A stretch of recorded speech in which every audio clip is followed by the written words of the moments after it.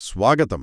ఈరోజు మనం JEE, neat పరీక్షలకు ప్రిపేర్ అయ్యేవాళ్లు ఎక్కువగా అడిగే కొన్ని ప్రశ్నలు, వాటికి నిపుణులిచ్చిన సలహాలు, వీటి గురించి కొంచెం లోతుగా మాట్లాడుకుందాం. అవును. మన దగ్గరున్న సమాచారం చూస్తే టైం మేనేజ్మెంట్, ఎలా చదవాలి, మాక్ టెస్ట్లు, కొంచెం మెంటల్ హెల్త్, సబ్జెక్టుల వారీగా స్ట్రాటజీలు, ఇలా చాలా విషయాలున్నాయి. నిజగే. ఈ ప్రిపరేషన్ జర్నీ చాలా పెద్దది కదా. ఎన్నో డౌట్స్ వస్తాయి, ఛాలెంజెస్ ఉంటాయి. మనం ఈ సమాచారంలోంచి ఏవి నిజంగా ఉపయోగపడతాయి, ఆచరణలో పెట్టచ్చు అనేవి చూద్దాం. వాటి వెనక లాజిక్ ఏంటో కూడా అర్థం చేసుకోవడానికి ట్రై చేద్దాం. సరే, మొదటిగా అందర్నీ ఇబ్బంది పెట్టేది టైం మేనేజ్మెంట్. చాలామంది స్ట్రగుల్ అవుతారు. ముఖ్యంగా 11వ క్లాస్ రివిజన్ చేస్తూనే 12వ క్లాస్ చదవడం ఎలా? అది కామన్ ప్రాబ్లం. అవును. ఇంకా స్కూల్, కాలేజ్, కోచింగ్, మళ్ళీ సెల్ఫ్ స్టడీ, ఈ మూడింటి మధ్య టైం ఎలా పంచాలి? టైం టేబుల్ వేసుకున్నా ఫాలో కాలేకపోతే ఏం చెయ్యాలి? ఎంతసేపు నిద్రపోవాలి? ఇది కూడా పెద్ద క్వశ్చన్. ఇక డ్రాపర్స్ ఉంటారు కదా, వాళ్ల ప్లానింగ్ కొంచెం డిఫరెంట్గా ఉండాలా. ఇవన్నీ మనం రోజూ వినేవే. నిజమే. ఈ ప్రశ్నలు అందరి మైండ్లో ఉంటాయి. ఇక్కడ ఇచ్చిన సొల్యూషన్స్ చూస్తే చాలా ప్రాక్టికల్గా ఉన్నాయి. ఉదాహరణకి 11వ క్లాస్ రివిజన్ అన్నారనుకోండి. అవును. దానికోసం ప్రతివారం చివరన, అంటే ఒక సండే మార్నింగ్ లాగా ఓ 2-3 గంటలు పెట్టుకోమంటున్నారు. ముఖ్యంగా ఎక్కువ వెయిటేజీ ఉన్న చాప్టర్స్ మీద ఫోకస్ చేస్తూ. ఓకే. ఎక్కడ వీక్గా ఉన్నామో తెలియాలంటే చాప్టర్ వైజ్ టెస్ట్లు రాయడం మంచిది. మరి స్కూల్, కోచింగ్, సెల్ఫ్ స్టడీ, ఈ టైం డివిజన్ ఎలా? చాలా మందికి రోజంతా వీటితోనే సరిపోతుంది. దీనికి ఒక క్లియర్ ఇండికేషన్ ఉంది చూడండి. సెల్ఫ్ స్టడీకి ప్రయారిటీ ఇవ్వాలి. రోజుకి కనీసం 4-6 గంటలు దానికే కేటాయించాలి. 4-6 గంటలా? అవును. స్కూలు, కోచింగ్ టైంని కాన్సెప్ట్స్ అర్థం చేసుకోవడానికి వాడుకోవచ్చు. కానీ అసలు practice, problem solving, deep revision ఇదంతా సెల్ఫ్ స్టడీ టైంలోనే జరగాలి. కొందరు స్కూల్ టైంలో లైట్గా థియరీ రివైజ్ చేయడానికి కూడా వాడతారట. టైం టేబుల్ సంగతేంటి? చాలామంది స్ట్రిక్ట్గా వేసుకుంటారు, కానీ 2 రోజులకే అది పక్కకెళ్ళిపోతుంది. అందుకే నిమిషాలతో టైం టేబుల్ వేసుకోవడం కంటే వారానికి లేదా ఒక 15 రోజులకి టార్గెట్స్ పెట్టుకోవడం బెటర్గానంటున్నారు. అంటే గోల్స్ లాగా? అంతే. ఈ వారం ఫిజిక్స్లో ఈ చాప్టర్, కెమిస్ట్రీలో ఇది, ఇలా రోజుకో ఒక 3-4 మెయిన్ టాస్క్స్ పెట్టుకుని మధ్యలో కొంచెం బఫర్ టైం వదులుకోవాలి. అంటే గడియారం చూడటం కంటే పని పూర్తి చేయడం మీద ఫోకస్ అన్నమాట. నిద్ర విషయం చాలామంది అస్సలు పట్టించుకోరు కదా దీన్ని. అది చాలా పెద్ద తప్పు అని ఇక్కడ క్లియర్గా తెలుస్తోంది. రోజుకి 7-8 గంటల నిద్ర ఖచ్చితంగా అవసరం. నిద్ర తగ్గితే concentration, memory, problem solving speed అన్నీ పడిపోతాయి. లాంగ్ రన్లో చాలా నష్టం. ఇక డ్రాపర్ సంగతి, వాళ్ల ప్లానింగ్ ఎలా డిఫరెంట్గా ఉండాలి? డ్రాపర్స్ విషయంలో వాళ్లు లాస్ట్ అటెంప్ట్లో ఎక్కడ మిస్టేక్స్ చేశారో, ఏ చాప్టర్లలో వీక్గా ఉన్నారో వాటిని గుర్తించి వాటిపై ఎక్కువ ఫోకస్ పెట్టాలి. జేఈఈ అయితే అడ్వాన్స్డ్ లెవెల్ ప్రాబ్లమ్స్, నీట్ అయితే ఎన్సీఈఆర్టీ బేస్డ్ డీప్ కాన్సెప్ట్స్ మీద ఎక్కువ ప్రాక్టీస్ చేయాలి. ఇంకా రెగ్యులర్ స్టూడెంట్స్ కన్నా ఎక్కువ ఫుల్ లెంత్ మాక్ టెస్ట్లు రాయాలి. అంటే టైం టేబుల్ కంటే టార్గెట్స్ ముఖ్యం, అలాగే నిద్ర కూడా చాలా ముఖ్యం. చాలామంది దీనిని నెగ్లెక్ట్ చేస్తారు. సరే, టైం ఉంది, ప్లాన్ చేసుకున్నాం, మరి దాన్ని ఎఫెక్టివ్గా వాడటం ఎలా? అంటే అసలు ఎలా చదవాలి? దీనిమీద కూడా చాలా ప్రశ్నలొస్తుంటాయి. అవును. ఉదాహరణకి జేఈఈ అడ్వాన్స్డ్కి ఎన్సీఈఆర్టీ బుక్స్ ఎంతవరకు హెల్ప్ అవుతాయి? షార్ట్ నోట్స్ సొంతంగా రాసుకోవాలా, లేక కోచింగ్ మెటీరియల్ చదివితే సరిపోతుందా? ఫిజిక్స్, కెమిస్ట్రీలో న్యూమరికల్స్ ఉంటాయి కదా, అవి ఫాస్ట్గా, కరెక్ట్గా ఎలా చేయాలి? మంచి ప్రశ్నలు. ఇంకా ఎర్రర్ నోట్బుక్ అంటారు, దాన్ని కరెక్ట్గా ఎలా వాడాలి? థియరీ చదవడానికే ఎక్కువ టైం పోతే ప్రాక్టీస్కి టైం ఎలా సెట్ చేసుకోవాలి? ఇక్కడ మెయిన్ ఫోకస్ అంతా మన దగ్గరున్న రిసోర్సులను సరిగ్గా వాడుకోవడం, యాక్టివ్గా నేర్చుకోవడం మీద ఉంది. ఎన్సీఆర్టీకు ఇంపార్టెన్స్ చూస్తే ముఖ్యంగా కెమిస్ట్రీలో, అంటే ఫిజికల్, ఇనార్గానిక్ కెమిస్ట్రీలకు ఎన్సీఆర్టీ మస్ట్ అని గట్టిగా చెప్తున్నారు. అవునా? అవును. చాలా ప్రశ్నలు డైరెక్ట్గా లేదా కొంచెం మార్చి ఎన్సీఆర్టీ నుండే వస్తాయట. ఫిజిక్స్, మ్యాథ్స్కి బేసిక్ కాన్సెప్ట్స్ రివిజన్కి ఓకే, కానీ అడ్వాన్స్డ్ లాంటి వాటికి కావాల్సిన డెప్త్, ప్రాబ్లం లెవెల్కి అవి సరిపోకపోవచ్చు. మరి షార్ట్ నోట్స్ సంగతేంటి? కొందరు అదో టైం వేస్ట్ అంటారు, ఇంకొందరు అదే ప్రాణం అంటారు. ఖచ్చితంగా షార్ట్ నోట్స్, అంటే ఫార్ములా షీట్స్ లాంటివి చాలా కీలకమని ఇక్కడ సలహా.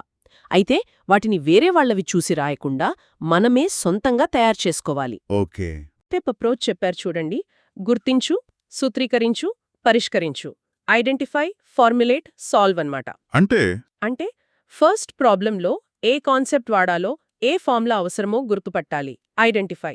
తర్వాత ఇచ్చిన వాల్యూస్ని, కనుక్కోవాల్సిన వాటిని ఫార్ములాలో కరెక్ట్గా పెట్టాలి, ఫార్ములేట్. ఆ తర్వాతే జాగ్రత్తగా లెక్క చేయాలి, సాల్వ్. చాలామంది డైరెక్ట్గా క్యాల్కులేషన్లోకి దూకేస్తారు. అది కరెక్ట్ కాదు. ఓ, స్టెప్ బై స్టెప్ వెళ్ళాలి. అంతే. ఎర్రర్ నోట్బుక్ గురించి చాలా వింటున్నాం. దాన్ని ఎలా వాడితే బెనిఫిట్ ఉంటుంది? ఎర్రర్ నోట్బుక్ అంటే మనం చేసిన తప్పులన్నింటినీ ఒకచోట రాసుకోవడం. దీన్ని అప్పుడప్పుడు కాదు, రోజు లేదా అట్లీస్ట్ వీక్లీ వన్స్ అయినా రివ్యూ చేయాలి. రివ్యూ చేయాలా? తప్పకుండా. ముఖ్యంగా కొత్త మాక్ టెస్ట్ రాసే ముందు పాత ఎర్రర్ నోట్బుక్ చూసి అవే తప్పులు మళ్లీ చేయకుండా జాగ్రత్త పడాలి. ఇది మనం చేసిన మిస్టేక్స్ నుండి నేర్చుకోవడానికి చాలా పవర్ఫుల్ టూల్. మరి థియరీ వర్సెస్ ప్రాక్టీస్ టైం. ఎప్పుడూ చదువుతూనే ఉంటే ప్రాక్టీస్ ఎప్పుడు చేయాలి? ఇక్కడే ఒక ఇంట్రెస్టింగ్ సజెషన్ ఉంది. 80-20 రూల్. 80-20 రూల్ అంటే? అంటే మన ప్రిపరేషన్ టైంలో 20% మాత్రమే థియరీ చదవడానికి, మిగిలిన 80% సమయం ప్రాబ్లమ్స్ సాల్వ్ చేయడానికి, ప్రాక్టీస్ చేయడానికే పెట్టాలి. రియలీ? 80% ప్రాక్టీస్? అవును. చాలామంది రివర్స్ చేస్తారు. ఏదైనా ప్రాబ్లం చేస్తున్నప్పుడు కాన్సెప్ట్ గుర్తు రాకపోతే అప్పుడు మాత్రమే వెళ్ళి థియరీ బుక్ చూడాలి. అంతేకాని గంటల తరబడి థియరీలోనే ఉండిపోకూడదు. ఈ నిజంగా చాలామంది అనుకునేదానికి డిఫరెంట్గా ఉంది. అంటే యాక్టివ్ లెర్నింగ్ చేయడం ద్వారా నేర్చుకోవడం ముఖ్యమన్నమాట. సొంత నోట్స్, ఎర్రర్ నోట్బుక్ కూడా కీలకమని అర్థమైంది. సరే, బాగా చదివాం, ప్రాక్టీస్ చేశాం. ఇప్పుడు టెస్టింగ్ టైం, మాక్ టెస్ట్లు. వీటి గురించి కూడా బోలెడు సందేహాలు. చాలా ముఖ్యం. మాక్ టెస్ట్లో స్కోర్లు తక్కువ వస్తే ఎలా ఇంప్రూవ్ చేసుకోవాలి? అసలు ఎన్ని టెస్టులు రాయాలి? వారానికి ఒకటా, రెండా? పరీక్షలో అన్ని క్వశ్చన్స్ అటెంప్ట్ చేయాలా లేక తెలిసినవే చెయ్యాలా? ఒక టెస్ట్ రాశాక దాన్ని అనలైజ్ చేయడానికి ఎంత టైం పెట్టాలి? టైంకి పేపర్ పూర్తి చేయలేకపోతే స్పీడ్ ఎలా పెంచుకోవాలి? ఇవన్నీ ప్రశ్నలే. మాక్ టెస్ట్ల విషయంలో స్కోర్ చూసి సంతోషపడటం, బాధపడటం కంటే దాని ఎనాలిసిస్ చాలా ముఖ్యమని ఇక్కడ నొక్కి చెప్తున్నారు. ఎనాలిసిస్? అవును. స్కోర్ ఎలా పెంచుకోవాలి అంటే ముందు తప్పులను 2 రకాలుగా చూడాలి. ఒకటి సిల్లీ మిస్టేక్స్, అంటే క్యాలిక్యులేషన్ తప్పులు, హడావిడిలో చేసేవి. 2 కాన్సెప్చువల్ మిస్టేక్స్, అంటే అసలు ఆ కాన్సెప్ట్ తెలియకపోవడం. ఓకే. ముందు కాన్సెప్చువల్ తప్పులని సరిదిద్దుకోవాలి, వాటిపై ఫోకస్ చేయాలి. ఆ తర్వాత సిల్లీ మిస్టేక్స్ తగ్గించుకోవడానికి ట్రై చేయాలి. ఎన్ని టెస్టులు రాయాలి? ఫ్రీక్వెన్సీ ఎలా ఉండాలి? ప్రిపరేషన్ స్టార్టింగ్లో వారానికి ఒక ఫుల్ సిలబస్ టెస్ట్ చాలు. కానీ ఎగ్జామ్ దగ్గర పడుతున్న కొద్దీ, అంటే లాస్ట్ 6-8 వారాల్లో వారానికి 2-3 టెస్టులు రాయడం మంచిది. మరి పరీక్షలో క్వశ్చన్ సెలెక్షన్, నెగటివ్ మార్కింగ్ ఉంటుంది కదా? అవును, నెగటివ్ మార్కింగ్ ఉంది కాబట్టి తెలియనివి వదిలేయడమే బెటర్. సుమారు 80% ఖచ్చితంగా తెలిసినవే అటెంప్ట్ చేయడం మంచి స్ట్రాటజీ అని సలహా. బ్లైండ్ గెస్సింగ్ వద్దు. అంటే రిస్క్ తీసుకోవద్దంటారు? ఎక్కువగా వద్దు. అయితే జేఈ మెయిన్స్లో న్యూమెరికల్ ఆన్సర్ టైప్ క్వశ్చన్స్కి నెగటివ్ మార్కింగ్ ఉండదు కాబట్టి అక్కడ కొంచెం క్యాల్కులేటెడ్ గెస్ చెయ్యొచ్చు జాగ్రత్తగా. టెస్ట్ అనాలిసిస్కి ఎంత టైం ఇవ్వాలి అన్నారు? ఇది కొంచెం ఆశ్చర్యంగా ఉంది. అవును, ఇక్కడే చాలామంది షాక్ అవుతారు. టెస్ట్ రాయడానికి 3 గంటలు పడితే దాన్ని అనాలైజ్ చేయడానికి 4-5 గంటలు కేటాయించాలట. అబ్బా, అంత టైమా? అంతే. టెస్ట్ రాయడం కన్నా అనాలిసిస్కే ఎక్కువ టైం. ఆ అనాలిసిస్లో ఏం చేయాలంటే మనం వదిలేసిన ప్రశ్నలు, తప్పు చేసిన ప్రశ్నలు రెండింటినీ మళ్ళీ మనమే హెల్ప్ లేకుండా కరెక్ట్గా సాల్వ్ చేయగలగాలి. అప్పుడే ఆ మిస్టేక్ నుండి నేర్చుకున్నట్టు. మరి స్పీడ్ ఎలా పెంచాలి? చాలామంది టైం సరిపోలేదంటారు. స్పీడ్ అనేది అది కేవలం రెగ్యులర్ ప్రాక్టీస్, మాక్ టెస్టులు రాయడం వల్లే వస్తుంది. ప్రాక్టీస్ చేసేటప్పుడు కూడా కావాలనే ప్రతి క్వశ్చన్కి ఈ టైమర్ పెట్టుకుని 1-2 నిమిషాల్లో సాల్వ్ చేయడం అలవాటు చేసుకోవాలి. ఇంకో టెక్నిక్ ఏంటంటే ఎగ్జామ్లో ఏదైనా క్వశ్చన్ కష్టంగా అనిపిస్తే అక్కడే ఆగిపోకుండా దాన్ని మార్క్ చేసుకుని ముందుకు వెళ్ళిపోవడం. లాస్ట్లో టైం ఉంటే దానికి తిరిగి రావొచ్చు. టెస్ట్ అనాలిసిస్కి అంత ఇంపార్టెన్స్ ఇవ్వాలనేది నిజంగా మంచి పాయింట్. చాలామంది రిజల్ట్ చూసి వదిలేస్తారు. సరే, ఇదంతా అకాడమిక్ సైడ్. కానీ ఈ 2 ఏళ్ల లాంగ్ జర్నీలో మెంటల్గా స్ట్రాంగ్గా ఉండటం, మోటివేషన్ మెయింటైన్ చేయడం, ఇది కూడా పెద్ద ఛాలెంజ్ కదా? ఖచ్చితంగా. చాలా కీలకం. దీనిపైన కొన్ని ప్రశ్నలున్నాయి. టెస్టులంటే భయం, ఆ ఒత్తిడి ఎలా తగ్గించుకోవాలి? ఏడాది పొడవునా ఆ ఇంట్రెస్ట్, మోటివేషన్ ఎలా నిలుపుకోవాలి? ఫ్రెండ్స్ స్కోర్లతో పోల్చుకుని డీలా పడకుండా ఎలా ఉండాలి? ఈ సోషల్ మీడియా డిస్ట్రాక్షన్, ఈ గోల నుండి ఎలా బయటపడాలి? బాగా డల్గా, అలసిపోయినట్టు అనిపించినప్పుడు ఎలాంటి బ్రేక్ తీసుకోవాలి? అవును, ఈ ప్రిపరేషన్ అనేది కేవలం అకాడమిక్స్కే కాదు, మెంటల్ స్ట్రెంగ్త్ కూడా పెద్ద టెస్ట్. ఒత్తిడి తగ్గించుకోవడానికి ఎగ్జామ్ ముందు, ఎగ్జామ్ హాల్లో కూడా కొన్ని సింపుల్ టెక్నిక్స్ వాడొచ్చు. ఎలాంటివి? మైండ్ఫుల్నెస్ లేదా సింపుల్ బ్రీదింగ్ ఎక్సర్సైజెస్. ఉదాహరణకు 4-7-8 బ్రీదింగ్ టెక్నిక్ అంటారు. అంటే 4 సెకండ్స్ గాలి పీల్చి 7 సెకండ్స్ హోల్డ్ చేసి 8 సెకండ్లలో స్లోగా వదలడం. ఇది టెన్షన్ తగ్గిస్తుంది. ఎగ్జామ్ రాసేటప్పుడు మైండ్ బ్లాంక్ అయితే ఆ క్వెశ్చన్ వదిలేసి నెక్స్ట్ ఈజీ క్వెశ్చన్కి వెళ్ళి కొంచెం కాన్ఫిడెన్స్ వచ్చాక మళ్ళీ వెనక్కి రావడం మంచిది. మరి లాంగ్ టర్మ్ మోటివేషన్ ఎలా? మధ్య మధ్యలో బోర్ కొడుతుంది గదా? దానికి ఒక మంచి మార్గం ఏంటంటే మొత్తం సిలబస్ని చిన్న చిన్న మైల్ స్టోన్స్గా డివైడ్ చేసుకోవడం. అంటే ఈ వారం ఈ చాప్టర్, ఈ నెల టెస్ట్లో ఇంత స్కోర్, ఇలా. ఓకే. ఒక్కో టార్గెట్ రీచ్ అయ్యాక చిన్న బ్రేక్ తీసుకోవడం, లేగా మనకి నచ్చిన పని చేసుకోవడం. అలా సెల్ఫ్ రివార్డ్ చేసుకోవాలి. మన ప్రోగ్రెస్ మనకు కనిపిస్తుంటే అదే మోటివేషన్ ఇస్తుంది. ఈ పోలికల సంగతేంటి? ఫ్రెండ్స్ స్కోర్లు చూసి చాలామంది డిప్రెస్ అవుతారు. ఇది చాలా డేంజరస్ హ్యాబిట్ అని చెప్తున్నారు. మన ప్రయత్నాన్ని, మన ఇన్పుట్ వేరే వాళ్ల రిజల్ట్స్తో, వాళ్ల అవుట్పుట్తో పోల్చడం మానేయాలి. కరెక్ట్. మన ఫోకస్ అంతా మన పర్సనల్ బెస్ట్ మీద ఉండాలి. నిన్నటికంటే ఈరోజు నేను బెటర్గా ఉన్నానా లేదా, అదే ముఖ్యం. సోషల్ మీడియా డిస్ట్రాక్షన్స్ దీన్నెలా తగ్గించుకోవాలి? ఫోన్ అవసరం కదా చదువు కూడా. ఇది కొంచెం టఫ్ టాస్క్, కానీ తప్పదు. టైం వేస్ట్ చేసే యాప్స్ డిలీట్ చేయటం లేదా డిజిటల్ డీటాక్స్ యాప్స్ వాడటం ఒక సొల్యూషన్. చదువుకి ఫోన్ అవసరం అయితే యాప్ బ్లాకర్స్ వాడి అనవసరమైన యాప్స్ ఓపెన్ అవ్వకుండా చూసుకోవచ్చు. ఇంకా స్ట్రిక్ట్గా ఉండగలిగితే ప్రిపరేషన్ టైం వరకు ఒక బేసిక్ ఫీచర్ ఫోన్ వాడటం బెస్ట్ అని కూడా సలహా ఇచ్చారు. మరి బ్రేక్స్ ఎలా తీసుకోవాలి బాగా టయర్డ్గా అనిపించినప్పుడు?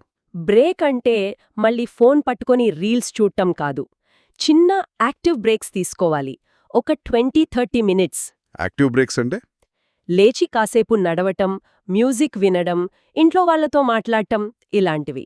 స్క్రీన్ చూస్తూ కూర్చుంటే కళ్ళకి, మైండ్కి రెస్ట్ దొరకదు, ఇంకా అలసిపోతాం. So active breaks important. అంటే చిన్న విజయాలని సెలబ్రేట్ చేసుకోవడం, పోలికలు మానేయడం, యాక్టివ్ బ్రేక్స్ ఇవన్నీ మెంటల్ హెల్త్కి కీలకం. ముఖ్యంగా సోషల్ మీడియా విషయంలో స్ట్రిక్ట్గా ఉండాలనేది ఆలోచించాల్సిన పాయింట్. సరే, ఇక ఫైనల్గా సబ్జెక్టుల వారీగా కొన్ని స్ట్రాటజీస్. కొన్ని చాప్టర్స్ చాలా టఫ్గా ఉంటాయి, అవి కంప్లీట్ చేయలేకపోతే ఎలా? ఏదైనా ఒక సబ్జెక్ట్, ఉదాహరణకి నీట్ వాళ్ళకి ఫిజిక్స్, జేఈ వాళ్ళకి మ్యాథ్స్, వీక్గా ఉంటే ఎలా ఇంప్రూవ్ చేసుకోవాలి? ఆర్గానిక్ కెమిస్ట్రీ రియాక్షన్లు ఇదో పెద్ద సమస్య, ఎలా గుర్తుపెట్టుకోవాలి? ఫిజికల్ కెమిస్ట్రీ, మ్యాథ్స్లో క్యాలిక్యులేషన్ మిస్టేక్స్ ఎలా తగ్గించుకోవాలి? ఇక ఫస్ట్ అటెంప్ట్లో సరిగ్గా రాకపోతే 1 year డ్రాప్ తీసుకోవడం మంచిదేనా? ఇవన్నీ చాలా స్ట్రాటజిక్ క్వశ్చన్స్. వీటిపై తీసుకునే డిసిషన్స్ రిజల్ట్ని బాగా ఎఫెక్ట్ చేస్తాయి. టఫ్ చాప్టర్స్ విషయానికొస్తే ఎగ్జామ్ దగ్గర పడుతున్నప్పుడు వాటిని పూర్తిగా మాస్టర్ చేయాలని ట్రై చేయడం కన్నా వాటిలోని బేసిక్స్ ఈజీ లేదా మీడియం లెవెల్ క్వశ్చన్స్ మీద, అంటే డైరెక్ట్ ఫార్ములా బేస్డ్ లేదా సింపుల్ కాన్సెప్ట్ బేస్డ్ క్వశ్చన్స్ ఉంటాయి కదా, వాటి మీద ఫోకస్ చేయడం బెటర్. ఎందుకంటే కొన్నిసార్లు టఫ్ చాప్టర్ నుండి కూడా బేసిక్ క్వశ్చన్ రావచ్చు, దాన్ని మిస్ చేసుకోకూడదు. వీక్ సబ్జెక్టులు ఎలా ట్యాకిల్ చేయాలి? ఏ సబ్జెక్ట్ వీక్గా ఉందో దానికి మిగతా సబ్జెక్ట్స్ కన్నా అట్లీస్ట్ 50% ఎక్కువ టైం కేటాయించాలి. మొత్తం సబ్జెక్ట్ చూసి భయపడకుండా. అందులో హై వెయిటేజ్ ఉండి ఈజీగా స్కోర్ చేయగల చాప్టర్స్ ఉంటాయి కదా. అవును, కొన్ని ఉంటాయి అలాంటివి. ఉదాహరణకు ఫిజిక్స్లో మోడర్న్ ఫిజిక్స్, ఎలక్ట్రోస్టాటిక్స్, మ్యాథ్స్లో పిఎన్సి, వెక్టర్స్ లాంటివి. వాటిని ముందు టార్గెట్ చేసి వాటిపై గ్రిప్ తెచ్చుకోవాలి. ఆ తర్వాత మెల్లగా మిగతా వాటిపైకి వెళ్ళాలి. ఆర్గానిక్ కెమిస్ట్రీ రియాక్షన్స్ గుర్తుండవు అనేది చాలా కామన్ కంప్లైంట్. దానికేమైనా టిప్ ఉందా?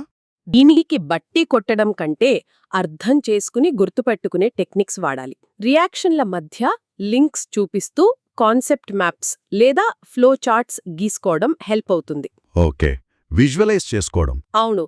అలాగే ఒకే టైప్ రియాజెంట్ వాడే రియాక్షన్స్ అన్నింటినీ ఒకచోట లేదా ఒకే మెకానిజం ఉన్న రియాక్షన్స్ అన్నింటినీ ఒక గ్రూప్గా చేసి చదవడం. అది కూడా యూజ్ఫుల్. నోట్స్ చూడకుండా ఆ రియాక్షన్స్ని, మెకానిజమ్స్ని మళ్లీ రాసి ప్రాక్టీస్ చేయడం కూడా ముఖ్యం. క్యాలిక్యులేషన్ మిస్టేక్స్ తగ్గించుకోవడానికి ఏమైనా మార్గముందా? లెక్కలు చేసేటప్పుడు ఫస్ట్ స్టెప్స్ కొంచెం స్లోగా, కేర్ఫుల్గా వెయ్యాలి. ఒక్క ప్రాబ్లం అయిపోయాక వెంటనే నెక్స్ట్ దానికి వెళ్లకుండా ఒక్క నిమిషం ఆగి చేసిన క్యాలిక్యులేషన్స్, ముఖ్యంగా సైన్స్, ప్లస్, మైనస్, యూనిట్స్ ఒక్కసారి చెక్ చేసుకునే హ్యాబిట్ చేసుకోవాలి. ఆ చిన్న చెక్ చాలా ముఖ్యం. చాలా ముఖ్యం. అది చాలా మార్క్స్ సేవ్ చేస్తుంది. ఇక last question, drop your decision. ఇది చాలా సెన్సిటివ్ ఇష్యూ. అవును, ఇది చాలా పెద్ద డెసిషన్. ఫ్రెండ్స్ తీసుకుంటున్నారని, ఇంట్లో వాళ్ళు చెప్పారని అలా తీసుకోకూడదు. మనల్ని మనం నిజాయితీగా అడగాలి. నేను నెక్స్ట్ ఇయర్ ఇంకా ఎక్కువ డిసిప్లిన్తో చదవగలనా? Self analysis. అవును. ఫస్ట్ అటెంప్ట్లో నేను చేసిన తప్పులేంటో క్లియర్గా తెలుసా? వాటిని సరిదిద్దుకోవడానికి, నా స్టడీ మెథడ్ మార్చుకోవడానికి నేను రెడీనా? ఈ ప్రశ్నలకు ఆన్సర్ స్ట్రాంగ్గా ఎస్ అయితేనే డ్రాప్ గురించి ఆలోచించాలి. డ్రాప్ ఇయర్కి చాలా ఫోకస్, డెడికేషన్ కావాలి. అంటే టఫ్ టాపిక్స్లో బేసిక్స్ వదలొద్దు, వీక్ సబ్జెక్ట్కి ఎక్కువ టైం ఇవ్వాలి, డ్రాప్ డెసిషన్ చాలా ఆలోచించి తీసుకోవాలి. చాలా మంచి పాయింట్స్. మొత్తంగా ఈ డిస్కషన్ అంతా చూస్తే జేఈ, నీట్ లాంటి ఎగ్జామ్స్లో సక్సెస్ అవ్వాలంటే కొన్ని కీ ప్రిన్సిపల్స్ కనిపిస్తున్నాయి. కన్సిస్టెంట్గా ప్లాన్ చేసుకోవడం, రివైజ్ చేయడం, థియరీ కంటే ప్రాక్టీస్కి ఇంపార్టెన్స్ ఇవ్వడం, తప్పుల నుండి నేర్చుకోవడానికి మాక్ టెస్ట్లను డీప్గా అనలైజ్ చేయడం, అన్నిటికన్నా ముఖ్యంగా మెంటల్ హెల్త్ని జాగ్రత్తగా చూసుకోవడం. ఖచ్చితంగా. ముఖ్యంగా కొన్ని పాయింట్స్ నాకు చాలా ఇంట్రెస్టింగ్గా అనిపించాయి. నిమిషాల టైం టేబుల్ కన్నా వీక్లీ టార్గెట్స్ పెట్టుకోవడం, 80-20 రూల్, అంటే 80% ప్రాక్టీస్, టెస్ట్ రాసిన టైం కన్నా ఎనాలిసిస్కే ఎక్కువ టైం ఇవ్వడం, వేరే వాళ్లతో పోల్చుకోకుండా మన పర్సనల్ గ్రోత్ మీదే ఫోకస్ పెట్టడం, ఇవన్నీ చాలా వాల్యుబుల్. అలాగే కెమిస్ట్రీకి ఎన్సీఆర్టీ, సొంత షార్ట్ నోట్స్ ఇంపార్టెన్స్ కూడా మర్చిపోకూడదు. ఈ సమాచారం అంతా ప్రిపేర్ అవుతున్న వాళ్ళకి వాళ్ళ జర్నీలో కొంత క్లారిటీ ఇస్తోందని, హెల్ప్ అవుతుందని ఆశిద్దాం. చివరిగా ఒక్క విషయం ఆలోచిద్దాం. ఈ ఎగ్జామ్ ప్రిపరేషన్ అనేది కేవలం సబ్జెక్ట్స్ నేర్చుకోవడమే కాదు. ఇది తెలియకుండానే మనలో డిసిప్లిన్, పట్టుదల, ప్రాబ్లమ్ సాల్వింగ్ స్కిల్స్, ఒత్తిడిని మేనేజ్ చేసే కెపాసిటీ, ఇలా లైఫ్కి అవసరమైన ఎన్నో స్కిల్స్ని డెవలప్ చేస్తుంది. రేపు ఎగ్జామ్ రిజల్ట్ ఎలా ఉన్నా ఈ జర్నీలో నేర్చుకున్న ఈ పాఠాలు ఫ్యూచర్లో ఖచ్చితంగా ఉపయోగపడతాయి. ఈ యాంగిల్లో కూడా ఈ ప్రిపరేషన్ని చూడటం అవసరం కదా.